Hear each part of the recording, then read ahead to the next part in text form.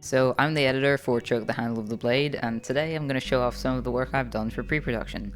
Kat and Olivia started out by making a couple mood boards just to communicate how they wanted the film to look, and I wanted to do the same thing but with more of a focus on editing, so I created a little mood board trailer. The clips are from a bunch of different sources. Naomi has sort of a housewife aesthetic to me, so I used a lot of clips playing on that. Little Shop of Horrors, for example, kind of highlights how impossibly luxurious that lifestyle seems to be for a lot of working class people. And so does Umbrellas of Cherbourg, which I included for, similar reasons. It also leans heavily into color language, which I would really like to do for this film too. Most of the clips I used are of isolated female figures, and I mixed those in with some violent looking stock footage, which obviously changes the meaning of the surrounding visuals. This part is from Hannibal. Again, obviously there's a thematic connection there, and we have a clip from Revolutionary Road at the end, which is also about the breakdown of a relationship. The music is When You Die by MGMT, which I chose because it's quite violent and musically it's got kind of an odd structure. Possibly in Michigan was a huge inspiration for us, and When You Die reminds me a lot of the music in that film. I really like this last sequence where the Jean Delman clip gets interrupted by Revolutionary Road and then covered in blood. It's very simple compared to the first half of the video, but I think is very effective, and hopefully it convinced some people to donate to us. After that, I decided to try and make a logo for the film. Here are my initial sketches. I liked this design, but I was having trouble fitting the whole title into it. My friend Ruda is an artist, so I asked him for help, and I ended up with this design based on revisions that he made. This is around the point in production where we shortened the title. Obviously we've got the word blade here in the shape of a knife, and I did try and make the second half of the title into blood droplets, but I don't know if it really reads like that.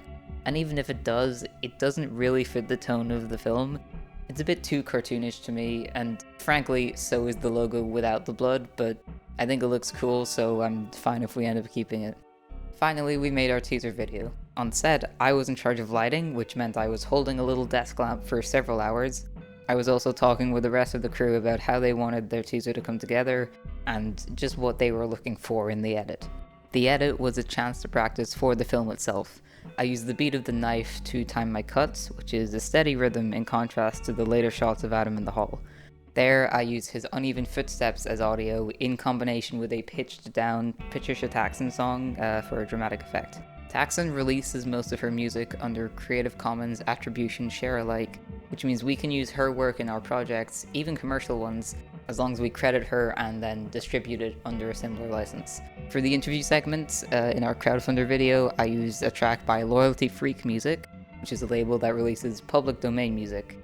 It'd be really nice if we could get a composer for the film, but right now it looks like we won't be able to do that, so I'm probably going to go through their music with Carter and figure out what we want the film to sound like.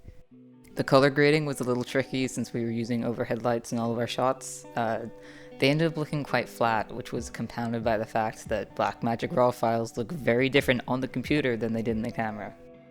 I was kind of worried about this at first, but I managed to get around it by just playing around with different LUTs and trying to push the colors as much as I could in post. Like in the moodboard trailer, I overlaid some shots to create a disorienting effect. I think if I do this for the final film, I'll use it very sparingly, but I like how it looks here. Yeah, and that's it, basically.